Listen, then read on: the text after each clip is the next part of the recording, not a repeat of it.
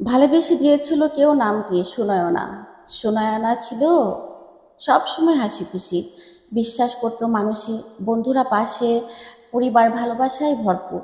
সব ঠিকই চলছিল, কিন্তু একদিন অচেনা এক কমেন্ট যেন ঝাঁপিয়ে পড়লো তার নীরব দুনিয়ায়। সাবধানে থাকুন, তোমার শত্রুরা সংখ্যায় অচেনা। সেই এক লাইন সুনয়নার ভিতরটা বদলে দিল।